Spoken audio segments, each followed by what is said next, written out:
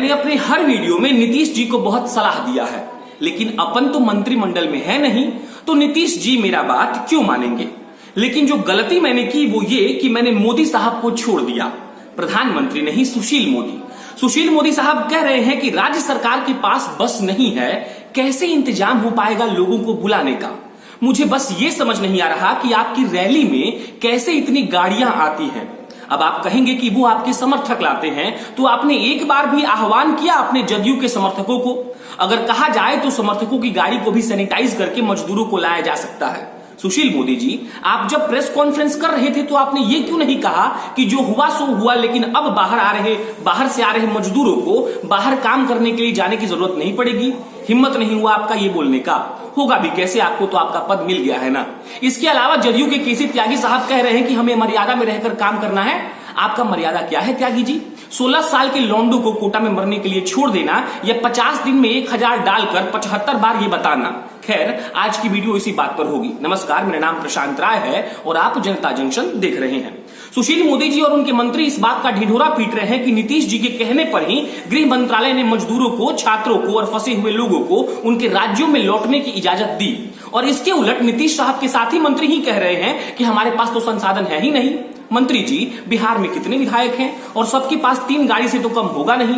अब मान लीजिए कि मजदूर बस के बजाय स्कॉर्पियो में बैठकर आएगा, तो अगली बार वोट भी आपको ही देगा ना। क्या दिक्कत है, कर दीजिए ना इंतजाम।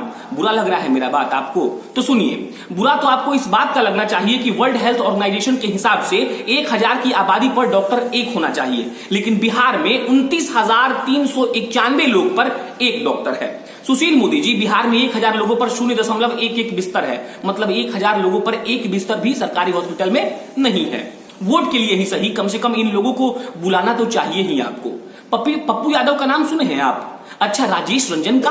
वो फिलहाल किसी संवैधानिक पद पर नहीं है, वो पूर्व सांसद है मधेपुरा के, लेकिन वो इंसान पटना में जब बाढ़ आया था ना, तो घूम घूम कर पैसा बांट रहा था। अभी वो दिल्ली में है और पैसा और राशन बांट रहे हैं। कल की खबर के अनुसार उन्होंने 30 बसें कोटा में लगवा दी थी। पप्पू यादव जब बस का इंतजाम कर सकते हैं तो सरकार में आप होकर ऐसा क्यों नहीं कर सकते?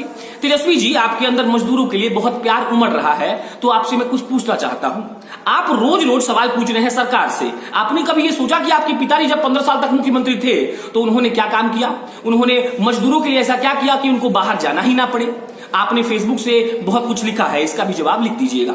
ये आपको बताना चाहिए कि श्रीमान लालू प्रसाद यादव ने बिहार में रोजगार के लिए क्या किया, सड़क और बिजली के लिए क्या किया। कुछ लोग तो ये कहते हैं कि लालू जी सड़क इसलिए नहीं बनवाते थे क्योंकि धीमा और टूटा सड़क पे गाड़ी धीरे चलेगा और एक्सीडेंट ही नहीं होगा।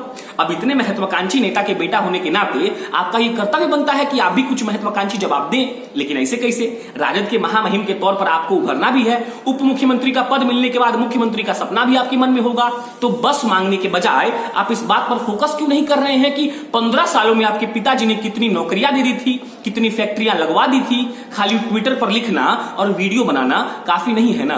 बाकी मजदूरों और छात्रों के लिए ये रहेगा कि भाई तुम लोग वहीं रहो, 1000 नीतीश जी तुमको भेज चुके हैं, उतना में ही तुमको काम चलाना है। और ये याद रखना कि अगली बार जब जन्म लेना तो बिहार में नहीं, कोई और राज्य चुन लेना।